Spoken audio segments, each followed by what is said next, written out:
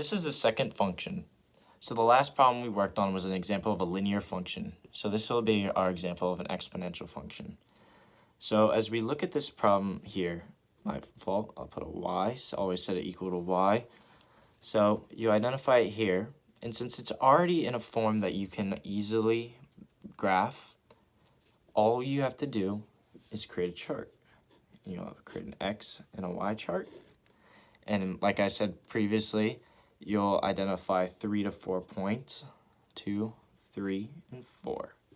So we're going to look at those 3 points and try and plot them on this graph.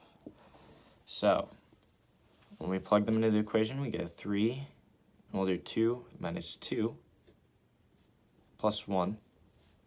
As you see here, anything to the power of 0 just becomes a 1. So that just becomes 1 plus 1 equals 2. So you know that point is 2, 2. So we go over 2, up 2. Plot that first point. Then we'll go over and do the next one. 3 minus 2 plus 1. We know that 3 to the first is just 3 plus 1. So then we go 3 plus 1 equals 4. Equals 4. So we know 3 and 4. So we'll go over 3, go up 4. So now, if you're looking at it here, before we do the next step, it looks like it's just a common linear equation, doesn't it? However, when we plug in the next number, we get 3 and 4 minus 2 plus 1. You can tell that 3 squared equals 9 plus that 1 is 10.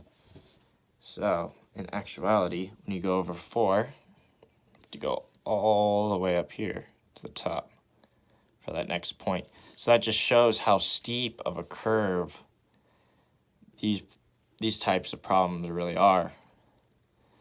And it's really interesting to see how different it plays out if it were to be a linear equation, because it would be a straight line.